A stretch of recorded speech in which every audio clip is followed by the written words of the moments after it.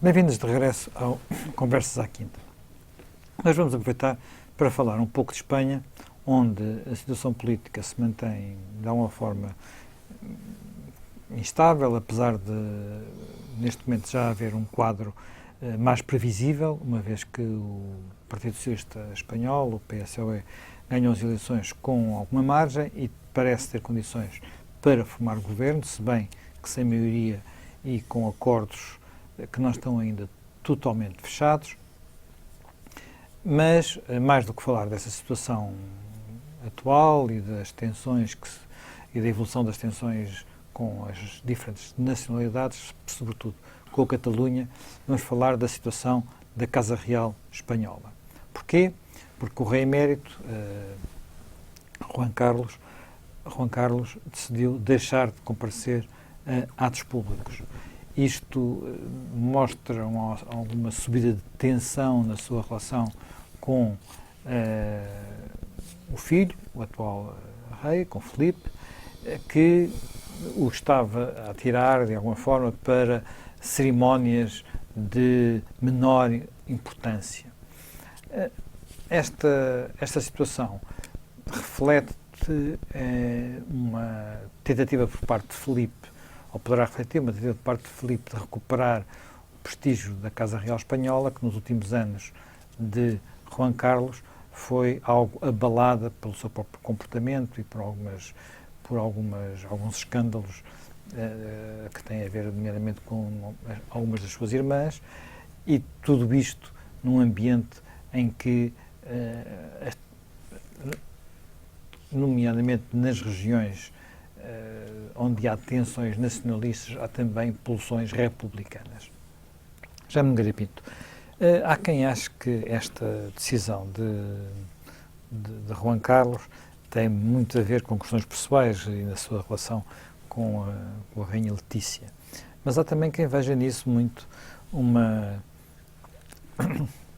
alguém que não é capaz que não é capaz de passar longe do centro das atenções. Tendo sido centro das atenções durante toda a sua vida. De repente agora fazer o papel assim, uma espécie de vozinha simpática que não direi que leva os meninos à mas escola, quase, quer dizer, colégio, ficar não, para facto, entregar prémios de terceira categoria em municípios de segunda ordem. O rei Dom Juan Carlos teve, de facto, enfim, franco, curiosamente,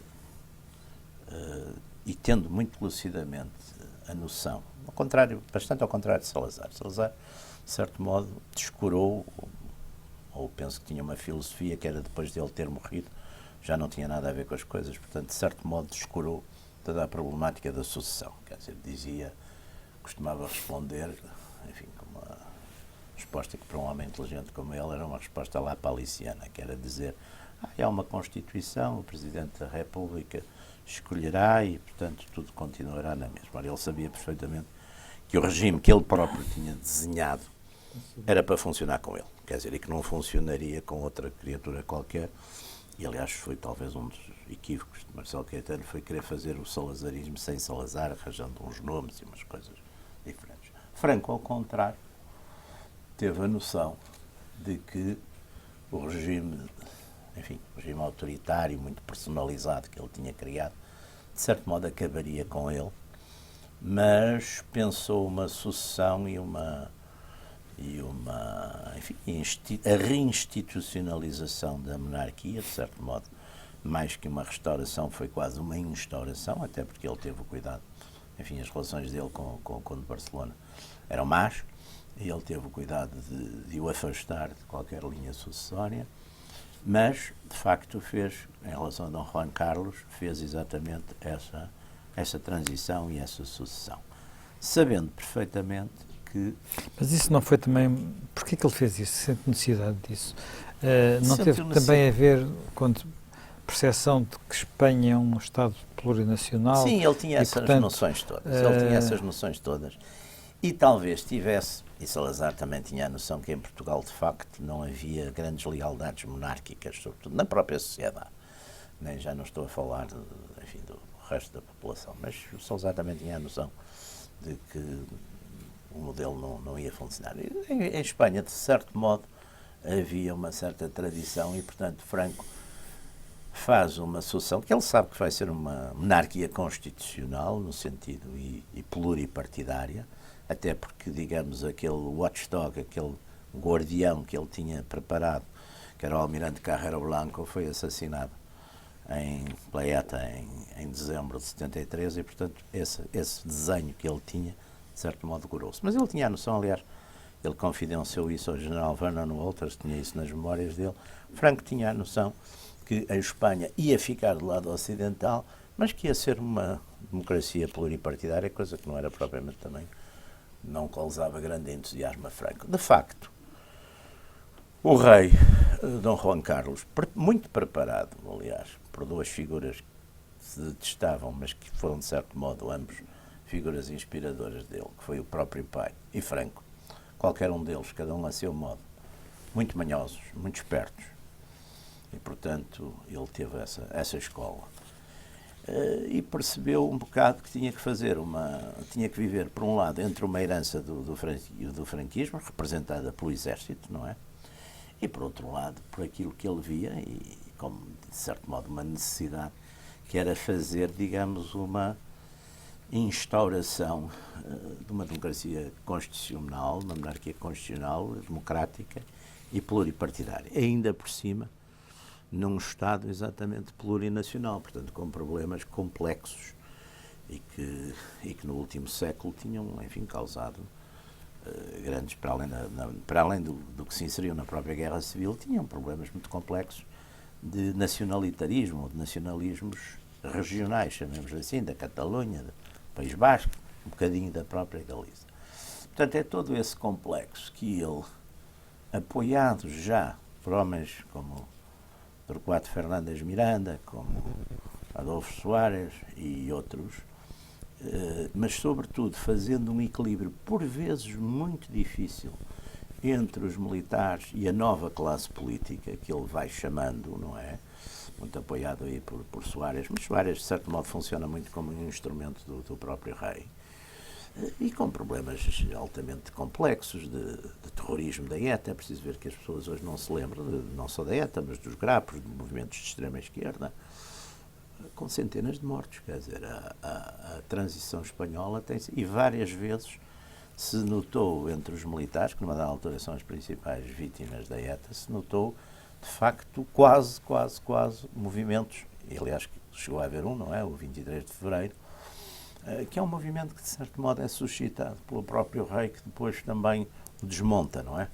Portanto, tudo isso, o rei Dom Juan Carlos teve, de facto, um protagonismo muito importante, quer dizer, muito importante durante todo esse período, que a gente poderia chamar da transição espanhola, que é um período, de facto, muito interessante, é um período em que se vê, de facto, o seu grande talento político, não é? Porque ele vive ali, ele viaja entre Sila e Caribdes, ele tem ali momentos de grande tensão, não é? Em que ele consegue sobreviver. E, portanto, é de certo modo uma figura que acaba por ter um certo prestígio até popular, por causa de exatamente toda essa odisseia, que de certo modo muita gente apostava que aquilo não ia acontecer, e de facto aconteceu. Agora é evidente que, como tudo, estes sistemas, como tudo, têm as suas armadilhas, não é?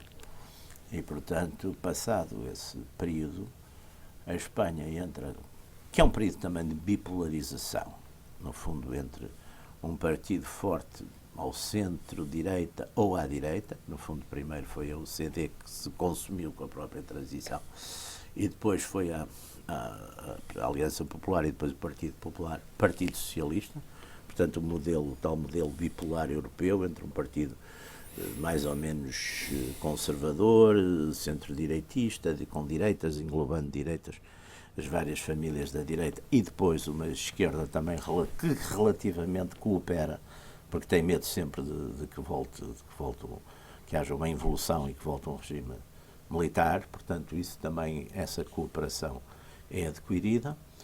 Agora, terminado isso, é evidente que a Espanha entra e estamos a entrar nessa fase, não é? Já temos aqui conversado sobre isso, a Espanha entra outra vez num fenómeno de fragmentação que em Espanha tem características duplas, porque por um lado é uma fragmentação volátil. Mas já vamos um pouco a isso, que é mais a atualidade. Só para acabar, de facto o rei nos finais, na sua própria vida pessoal, quer por uma ligação que tem com uma senhora bastante complicada, quer por causa de alguns escândalos, chamemos assim, como aquele famoso da caçada na África Central, dos elefantes. Portanto, tem algumas feridas, digamos, no seu prestígio, retira-se de certo modo um bocado para uma atividade assim menos visível do ponto de vista político. Enfim, depois tem de facto o problema também da própria separação. Tudo isso deixa marcas e de facto tem depois aqueles escândalos que atingem a família real, sobretudo, enfim, as filhas, ou uma das filhas, e que deixam as suas marcas, não é? Deixam as suas marcas na própria popularidade ou respeitabilidade da família. Portanto, numa dada altura, a abdicação parece ser o caminho, e ele assim a faz, não é? Mas, depois disso, estamos então no tal momento atual em que, de certo modo, ele talvez irritado com essa secundarização a que parece estar condenado, não é? Decide então. Jaime Gama, fica-se muitas vezes... Tem algum telefone fazendo interferência? Eu não é. Está desligado ali. O meu Pode está ser, também desligado. É possível ali que seja o dentro. meu. Espera aí que eu não tinha desligado, eu ponho em modo voo. Pronto. Eu tinha aqui um... Voltamos à sua pergunta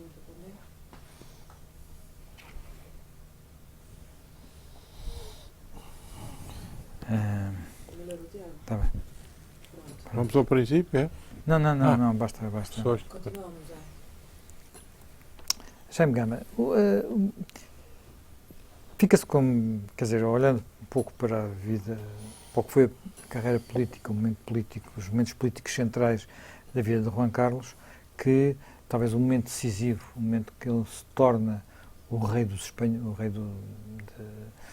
espanhóis é o 23 de fevereiro. Portanto, o momento em que ele opta, é decisivo na consolidação da democracia, naquele momento em que a democracia podia ter claudicado, quando há uma tentativa por parte de um grupo militar de interromper o processo de transição, e há o assalto ao Parlamento, e há aquela famosa entrada do Terrer de pistola em punho pelo Parlamento adentro, e aí é o rei que faz a balança pender para o lado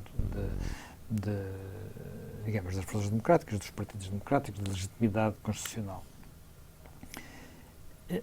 Há também uma ideia de que ele gera, da própria gestão da família real e dos seus casamentos, era uma gestão política, no sentido de tentar criar pontos com as nacionalidades, portanto, haver casamentos com gente que não eram, não apenas dentro digamos, daquilo que seria a antiga Castela, mas indo ao País Basco e a Andaluzia, à Catalunha, mas de repente esse edifício começa a desmoronar-se. O que é que, na sua perspectiva, levou a esta evolução e faz com que aquilo que parecia uma das bases do cimento de Espanha e que fazia com que Espanha não... A continuidade de Espanha enquanto país plurinacional, apesar do terrorismo da ETA, apesar das tensões nacionalistas, não fosse uma questão tão premente como é hoje, começasse também a ser, em parte, porque o cimento, digamos, o papel que, por exemplo, é desempenhado na Bélgica pelo rei dos belgas, não está a ser tão bem desempenhado em Espanha, ou deixou de ser desempenhado em Espanha por Juan Carlos, e até que ponto é que o seu filho é capaz de desempenhar? Bom, eu tenho a ideia de que Juan Carlos vai perdurar na história bastante por cima, e com uma imagem positiva, porque o seu papel na transição espanhola foi um papel absolutamente fundamental. Eu percebo que o 23 de fevereiro tenha tido algum fator na consolidação do juancarlismo, mas acho que o que está antes foi mais importante. E o que está antes são duas coisas importantes. E são duas coisas que até marcham em Juan Carlos e dentro de Juan Carlos e com a figura de Juan Carlos de uma maneira contraditória. Porque há um primeiro ponto que é a recuperação da coroa pelos Bourbons. Os Bourbons, desde 1700, com Filipe d'Anjou, Filipe V, no final da Guerra da Sucessão de Espanha, derrotam o arquiduque Carlos e são reis de Espanha, com o compromisso de que jamais poderão unificar a Espanha com a França. E, portanto, desde 1700 dominam a monarquia espanhola e a coroa, mas tiveram algumas interrupções e depois tiveram que lutar para recuperar a coroa. Tiveram a interrupção bonapartista durante as invasões francesas e depois tiveram, no período altamente conturbado de lutas intestinas, até uma perda da coroa para a Casa de Saboia, uma perda momentânea. E depois recuperaram. E Afonso XIII, em 1931, nas eleições municipais de 31, em que partidos republicanos ganham as principais cidades de Espanha, numa oposição que era um pouco a Afonso XIII, mas muito uma posição a Primo de Rivera, ao general Primo de Rivera, acaba por se exilar. E a República instala-se por, digamos, exílio, autoexílio do monarca. Desde 31 até 75 não há coroa borbónica em Espanha, nem há monarquia. E, portanto, há um longo trabalho de Dom Juan de Borbón e depois do filho para a recuperação da coroa para os Bourbons e para o regresso da monarquia como solução de Estado não havia outros em Espanha. mas Havia. Sim, havia. O casado com a neta do Franco. Os que são Bourbon d'Ampierre. Porque os Bourbons depois em Espanha também se cindem e têm sempre um ramo alternativo pretendente. Bom, mas vejamos, quando há as tentativas para derrubar a República, há uma primeira tentativa que não é conduzida pelo general Franco, é conduzida pelo general Sanjurjo. E o general Sanjurjo é tido como um restauracionista a favor de Afonso XIII e um monárquico. Mas essa não é a linha dominante no movimento que faz depois a sublevação. Quando há a sublevação de Franco, o rei Afonso XIII, que está no exílio na Itália, farta-se de fazer declarações a favor do levantamento franquista. Não tem eco. E Sanjurjo morre aqui, em Cascais. Exato. E o próprio Dom Juan de Borbón, em 36, por duas vezes se oferece para vir combater no campo nacional. E isso é recusado pelo general Mola e pelo general Franco, que não o querem em Espanha na sublevação nacional. Que a vida dele é muito preciosa para se poder pôr em risco. Mas isso são frases é a frase do Franco. bonitas. Bom, o Franco, se não gostava muito do Afonso XIII, ainda gostava menos do Dom Juan de Borbón, considerava um liberal débil e com quem, aliás, teve um jogo sempre de aproximação, rejeição, criação de vazio em volta, chamava-lhe El Pretendiente, portanto, aquele que nunca, por minhas mãos, logrará recuperar o trono. E não há dúvida que Dom Juan de Borbón, em muitos momentos, lembra que está vivo e até em 43, portanto, quando a Segunda Guerra Mundial exatamente. já oscila para os aliados, faz declarações a dizer que o Franco deve partir e que é preciso restaurar a monarquia. E mais à frente há um célebre manifesto monárquico de Lausanne, que é já um manifesto a endossar uma mudança democrática e a necessidade do afastamento do Franco. Há vários encontros do Franco com o Dom Juan de Borbón, mas todos sem sucesso. E, ao final, em 47, Franco estabelece uma lei da sucessão do Estado. E essa lei da sucessão do Estado desagrada profundamente a Dom Juan de Borbón, porque é uma lei em que se prefigura o estabelecimento de um regime monárquico, mas sem o Dom Juan de Borbón, e, portanto, passando por cima do Dom Juan de Borbón a favor do filho. E o filho, que é o Juan Carlos, que nasceu em Roma durante o exílio de Alfonso XIII, portanto, do avô, vai progressivamente sendo preparado, um pouco consentido pelo pai, mas sem que isso agradasse em pleno ao pai, vai sendo preparado para ser o monarca que em 1969 vem a ser designado pelo Franco como o seu sucessor a título de rei. É uma lei do Estado espanhol. Coisa que não agrada ao pai. Porque muda-se de Cascais para Espanha, Espanha, onde segue aquela educação de ir às academias militares, à universidade.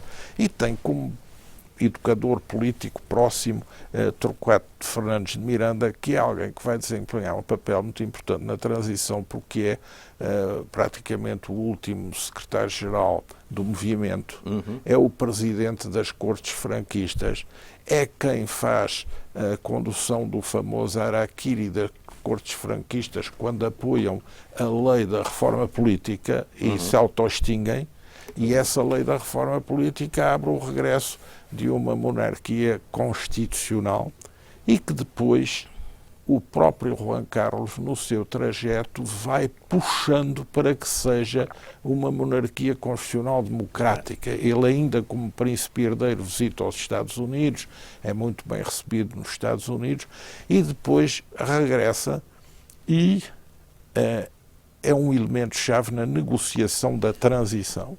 O que é que estava aí em causa? Estava aí em causa não a restauração de uma monarquia de nobres, de uma monarquia absoluta ou tradicionalista, porque até as relações também de Juan Carlos com esse sector nunca foram as melhores. O que está em causa é, em primeiro lugar, haver uma transição que não afete os corpos repressivos do Estado franquista e que permita aos militares, à polícia, aos próprios agentes políticos de alto nível do regime franquista prosseguirem a sua vida política reagrupados numa direita espanhola, que no princípio é só uma, depois acaba por se dividir em duas, com exclusão da falange, do que restava da falange, que num núcleo muito duro vai ser sempre imensamente crítica da abertura, da transição e do rei Juan Carlos, e que é um dos principais fatores de intriga sobre o rei Juan Carlos, que metodicamente aparece nos mídias agora, nas redes sociais. Depois é como resolver a questão da integração no sistema político espanhol dos adversários da Guerra Civil. E os adversários da Guerra Civil para a transição eram dois. Era o Partido Comunista Espanhol e eram os separatismos basco e catalão, e, sobretudo, a reinstalação da Generalitat da Catalunha. E isso é arbitrado, isso é negociado. E abre-se um processo eleitoral que confina uma certa amostra política de Espanha, e há a elaboração de uma Constituição, que é uma Constituição que faz uma síntese, quanto a mim, bastante feliz de toda essa negociação. O regresso de uma monarquia parlamentar, a lei de transição que se lhe segue, o papel da coroa, a monarquia parlamentar, que é uma característica do sistema político espanhol, o papel do rei junto às Forças Armadas, como comandante-chefe e comandante supremo, o papel do rei na hispanidade e nas relações com a Ibero-América, enfim, há uma negociação que faz com que sejam legalizados aqueles que no campo político tinham sido do outro lado da Guerra Civil. É interessante verificar como dos chamados pais da Constituição, que negociam a Constituição, participa também um comunista, representaria Santiago Carrillo, e participa um catalão, Roca, que é também um dos pais da Constituição. A Constituição espanhola, que proclama a monarquia e as autonomias assimétricas, é votada e é referendada por larga maioria. Ou seja, a monarquia espanhola, por via da Constituição, acaba por ser referendada no seu regresso. E o que o general Franco teria visto como uma reinstauração, não restauração da monarquia, através de um rei reeducado pela falange, acaba por esse figurante dar-lhe a volta e sair desse processo como um monarca constitucional de uma democracia parlamentar. Com legitimidade democrática Própria, derivada do referendo da Constituição. Portanto, eu acho que aí é que vai residir a parte substancial. Depois, naturalmente, os sistemas têm erosão, mas não há dúvida de que, não conheço, veja o que se passou, por exemplo, na Itália a seguir à Segunda Guerra Mundial. Os Saboias não foram capazes de recuperar a monarquia. Aliás, dizem que por influência conjugada dos comunistas e da democracia cristã, e dos fascistas que detestavam os Saboias. Não esqueçamos que os Saboias, unificaram a Itália com o Garibaldi, pressionaram o Papa, cercaram os Estados Pontifícios. Portanto, eram reis, mas eram reis que tinham um trajeto bastante revolucionário e quase repúblico. Sim, e eram reis que tinham vindo de uma ligações parte, maçónicas. Sim, e vinham cá de cima de uma parte pequena de Itália. Invadiram, não falavam italiano, falavam francês. Praticamente de um canto de Itália, o que é hoje, enfim... que era uma construção da França contra... E que tudo isso era uma construção da França para impedir que a Áustria descesse até ao Mediterrâneo e se assenhoreasse dessa região.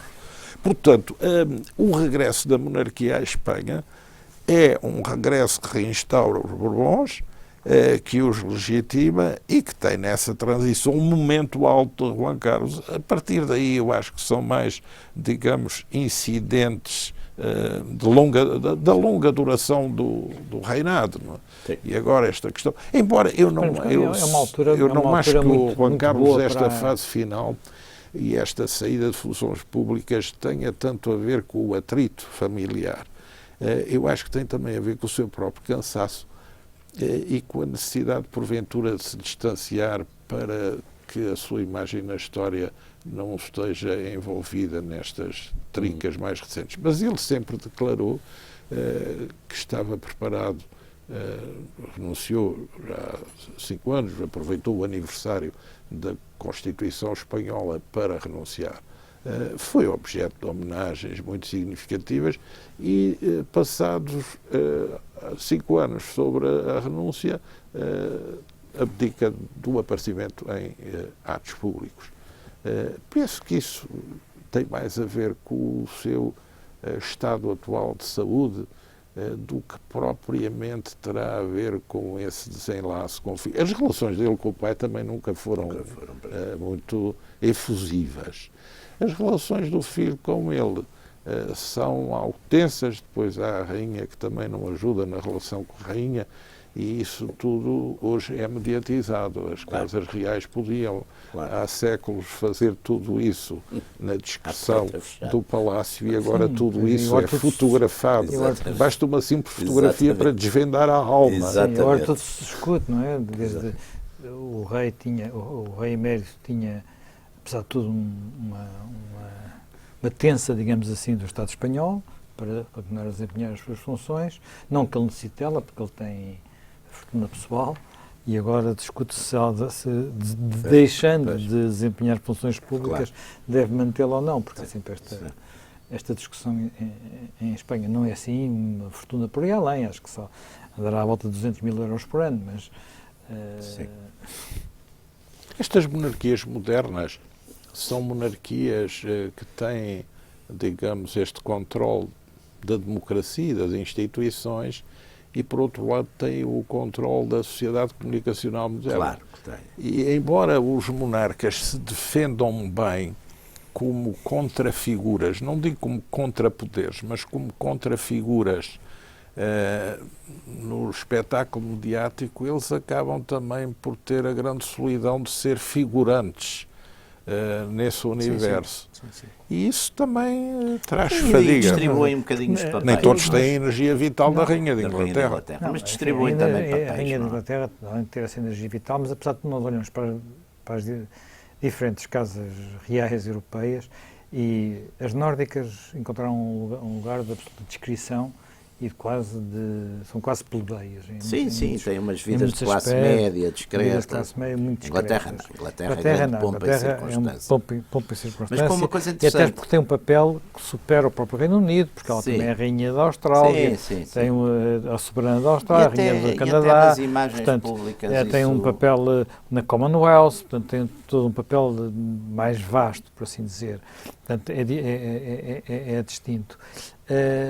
O caso espanhol, ou o caso, por exemplo, da Bélgica, esperava-se que a família real pudesse desempenhar Sim. um papel ligeiramente Sim, unificador. mas a Espanha, de facto, teve agora estes escândalos. É curioso que a família real britânica, nisso, de certo modo, é uma imagem do próprio povo inglês, porque a rainha mantém-se uma figura conservadora, intocável na sua vida. No seu Mas é um dos dramas da sucessão da rainha. Agora, como é que se o resto sucede a da Isabel família II? fez o que todas as famílias fazem, passaram a divorciar-se, a separar-se, a ter casos.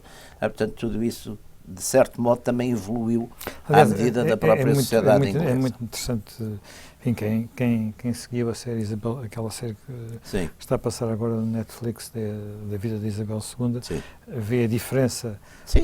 a diferença da Mas vida dela e a vida mas da é a irmã, diferença da sociedade. a vida dela e a vida da Exatamente. irmã, a exigência que a vida dela tinha que Mas ter. a irmã começou por ser penalizada também por A causa irmã disso. começou por ser penalizada e depois decidiu desforrou-se, exatamente. de ser De ser penalizada. se preocupar com Exatamente. fazer parte da família real, Exatamente. coisa que grande parte dos membros Mas da ainda teve um certo silêncio, não era uma figura muito... Depois disso não acabou por não ser muito seguida. Atualmente são, não é? Atualmente não há nenhuma royalty que escape, digamos, a esse escrutínio ou da imprensa cor-de-rosa ou da imprensa já um bocadinho mais escandalosa, não é? Mas, digamos, já tem um grau de liberdade bastante maior. Pois, do que mas os próprios tiveram no costumes passado. também mudaram, portanto já não é... A Espanha tem sorte em duas coisas no que respeita à monarquia. A primeira é que não tem uma imprensa populista. Não, tenho o Ola, que é uma coisa ainda muito respeitosa. Praticamente da Casa Real. É, o Ola. Só fez duas heterodoxias em relação à Casa Real ao longo de toda a Havia história. aquele Jaime de Peñafiel. Publicaram duas entrevistas um pouco a usar os limites da relação com a coroa. Mas de resto é um grande respaldo da Casa Real. Sim. E isso vale muito. Claro. Depois, não há dúvida de que a monarquia espanhola tem bons assessores do ponto de vista técnico e comunicacional e trabalha bem isso, e isso tem sido suficiente, por um lado, para controlar a publicação de algumas biografias e, por outro lado, para fazer superar outras biografias que têm vindo a público Sim. com a gestão da figura real, nas viagens internacionais, Sim. no patrocínio da alta cultura, da ciência, nas relações com a Iberoamérica, nas relações com as Forças Armadas e de Segurança, nas relações com o legado histórico, a grandeza de Espanha. Isso é bem trabalhado e os assessores da Casa Real montam, digamos, bem o espetáculo público moderno que é a monarquia contemporânea. E, digamos, nesse particular, a monarquia espanhola é mais mexida do que as nórdicas e do que a holandesa e a belga. até porque tem por trás de si também um esteio para se poder movimentar e uma história muito grande. Em algum grande. sentido tem mais poder, não é? Porque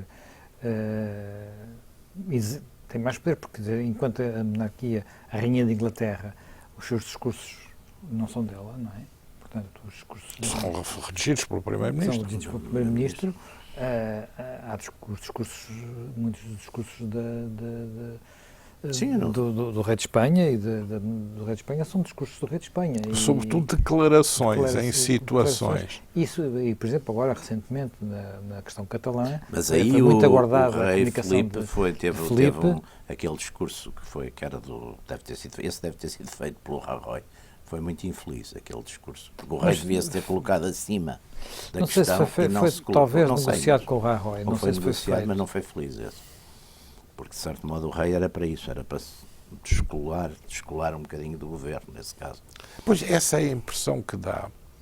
É a que o rei Juan Carlos, apesar de algumas das suas fraquezas, era alguém que tinha uma empatia com a nação espanhola, político. Com o povo espanhol, no que o povo espanhol tem de grandioso e menos grandioso. Portanto, era alguém que representava de uma forma muito empática a maneira de ser do espanhol. E isso já não se passa com o rei Filipe VI, que é mais reservado, porventura mais parecido com a mãe do que com o pai. E isso marca uma diferença. Poderá significar isso uma, digamos, redenção puritana da monarquia. A monarquia também tem que gerir esses ciclos. Mas há uma diferença de estilos. Há uma diferença manifesta de convicções, de posturas, e isso também pode e deve ser interpretado e ser lido. Claramente, Filipe VI é mais próximo, aparentemente mais próximo, mas fica menos real, vamos dizer assim. Pois, eu sempre tive a noção que o rei Juan Carlos podia ser Presidente da República, isto é, era um rei que podia ganhar uma eleição. Como ganhou o Simeão da Bulgária. E, portanto, isso estava ao seu dispor, porque ele, sobre todos os assuntos em relação aos quais emitia a opinião, e a opinião em privado revelava ter um conhecimento, ter até um conhecimento humano dos interlocutores que lhe davam um capital político bastante superior. Poucas pessoas, poucos estadistas teriam a presença de espírito que ele teve, por exemplo, naquela famosa cimeira ibero-americana em que se vira para o... Por que não te calhas? Por que não te calhas? Para o Chaves e diz por que não te calhas, porque é uma coisa que claramente exorbita, digamos, das suas funções e isso não se está a ver Filipe VI a fazer. De maneira nenhuma. O rei Juan Carlos cultivava uma roda de amigos, tinha amigos até de infância e de adolescência. Alguns portugueses. Estando à volta de uma mesa, mesmo na conversação mais reservada, sabia usar bem o tratamento por tu que os espanhóis têm, mas que por usado por um rei não é um sinónimo de igualdade, é uma forma de afirmar uma diferença bastante impressiva. Mas fazia-o com benevolência e com simpatia, e isso é uma coisa que vai marcar a análise que se fizer mais à frente do que foi o reinado dele. Não é fácil ter recuperado a coroa em dissídio com o pai, projetado por um ditador e acabar fazendo uma democracia, saindo definido como rei numa Constituição votada por referendo ao fim de uma transição. Sim, e isso em 4 anos. Em 3 anos. É algo que vale. O próprio pai, só em 77, é que abdicou a favor dele, já com a Constituição aprovada. E é interessante verificar como também no processo constituinte espanhol, que leva à elaboração da Constituição, o próprio rei mantém sempre o direito de ter uma palavra sobre a sua promulgação. Sim. E tem até, na Assembleia que elabora a Constituição, como que uns representantes cooptados, entre os quais está Torquato Fernández Miranda, que é quem vai fazendo sempre as pontes com o Palácio Real para a configuração da monarquia. E também não vamos convir, não é fácil ter os partidos republicanos da Guerra Civil a aprovar uma monarquia, Claro. a começar pelo próprio Santiago Carrilho. Isto também implica algum talento, necessidade de uns, mas também talento. Bom, ele aí E tinha... em boa parte eu diria que o Santiago Carrilho nesse aspecto era um pragmático, tipicamente tinha a escola comunista. Em alguns aspectos havia talvez... Santiago Carrilho tinha sido era mais difícil os tinha sido o republicanos carniceiro catalães, de Paracoelhos da Jarama.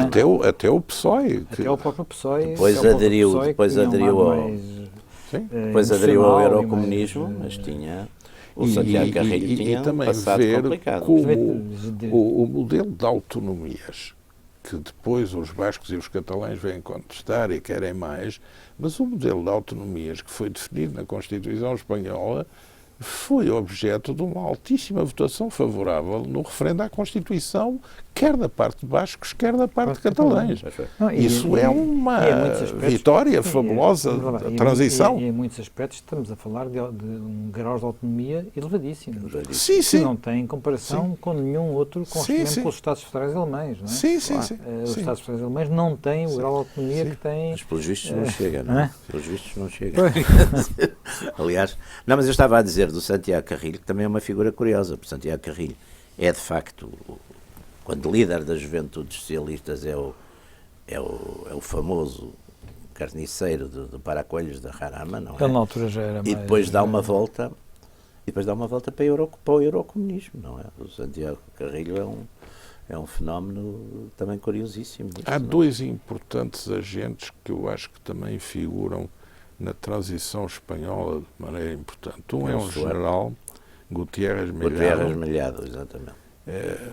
no encaixe das forças militares espanholas nessa mudança. E outro é o cardeal Tarancón em relação à Igreja. Uhum. E que podemos considerar que são aliados do rei nessa tarefa. E o pessoal da Falange, do movimento, que já não era bem a Já não Falange, era bem a Falange, não era. como Torquato Fernandes Miranda, Adolfo Soares, como o próprio Martim Villa, todos Sim, sim. vindos Eram da área jovens, do exatamente, movimento exatamente. e que, digamos, perceberam que a Espanha tinha a ganhar em fazer uma transição pacífica do que retardar essa transição. E que levaram também o rei a ser uma boa testa de ponte junto do chamado Ocidente para encaminhar a Espanha para a NATO, para a União Europeia, portanto, para as alianças certas. E mesmo que os que ficam na altura Aliança Popular, que era um partido que teve durante muito tempo Sim, uma votação no princípio votação- bastante pequena, bastante uma modesta. votação pequena, portanto ficam lá direito. Foi a UCD, quer dizer, a direita UCD sociológica votou na A UCD, direita não é? dos Socialistas votou no OCD, Os franquistas votaram no OCD. E Fraga Soares, Fraga Iribarne teve só faz a Aliança Popular porque não é o escolhido do rei, como foi Soares, para Pois, ser o pivô da transição. Que podia perfeitamente ter sido e tinha dado os sinais todos na fase do Franco, não é? O Fraga é o...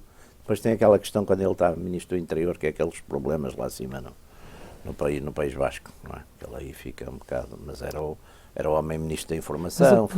Mas ele conhecia bem o País Basco.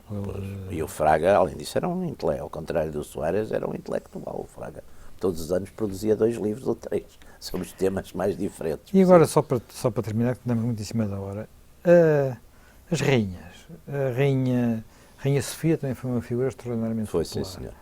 A Rainha Letícia tem condições para ser? Isso é uma pergunta bastante complicada, mas enfim, não sei. É evidente que é muito curioso na história do Príncipe Filipe que ele É primeiro muito diferente. teve não é? várias paixões que lhe foram, não é, proibidas, de certo modo, várias, não é? Que lhe foram proibidas exatamente por razões dinásticas, não é? Porque não podia fazer casamentos morganáticos. E acabou por fazer um casamento completamente morganático. Eu não sei, mas dizem-me que pôs como condição que eu era assim, ou que então ele, inclusive, punha a hipótese até de renunciar, se desta vez não pudesse, digamos. E pronto, tem havido de facto, enfim, é isso o que a gente sabe é dessas revistas do Penso Cotilhão. que poderá ter havido da parte do Príncipe Filipe 2 tentações. Uma tentação é aquela em que os reis também, digamos, sofrem a tentação dos políticos de casar com jornalistas, julgando que isso os torna imunes à comunicação. É uma espécie de seguro de vida, porque são deusas comunicacionais a quem se pede o milagre de proteger a nossa ilusão. Bem, alguns dos políticos que tentaram isso, como o François Hollande, deram-se bastante mal. Pois, mas acontece. Eu acho que isso é uma opção bocado infantil, que tem a ver com o desejo de uma proteção miraculosa. Sim. A segunda, que é importante nos Borbões, é a de fazer um casamento em Espanha com uma espanhola. Claro. E os filhos poderem dizer que têm sangue espanhol. De todos os lados. E, portanto, isso no enraizamento... A Sofia não era propriamente sangue. No enraizamento, isso tem também algum ponto que está ali a trabalhar para a legitimação do espaço monário. Portanto, a necessidade da proteção divina de uma deusa comunicacional e, por outro lado, o enraizamento com a Espanha e com o povo espanhol. Portanto, isso também pode ter figurado esse tipo de opção. Resta saber se o povo percebe rainhas verdadeiras ou rainhas de origem popular. Pois é. Aí é uma coisa que só no final se pode avaliar. O povo às vezes é muito esquisito nisso. Não é? O povo às vezes é esquisito nisso. É paradoxal. É aquela história da Rainha Vitória, não é? Hoje vou ver os pobres, quero pôr as minhas melhores joias e os meus melhores vestidos, porque hoje vou visitar os pobres. É famosa essa frase. Agora, que a monarquia espanhola tem contribuído, por exemplo, em relação às crianças, para desbrutalizar os jovens espanhóis em relação à maneira de estar. As meninas espanholas copiam muitas princesas. Digamos, a monarquia espanhola exerce alguma batalha, alguma pedagogia na maneira de vestir, de que o líder de Podemos é uma exceção, demonstrando, aliás, como está um bocado a anos-luz dos seus congêneres portugueses que vestem e penteiam um pouco melhor. Bem, e por hoje terminamos mais um Conversas à Quinta. Reencontramos dentro de uma semana.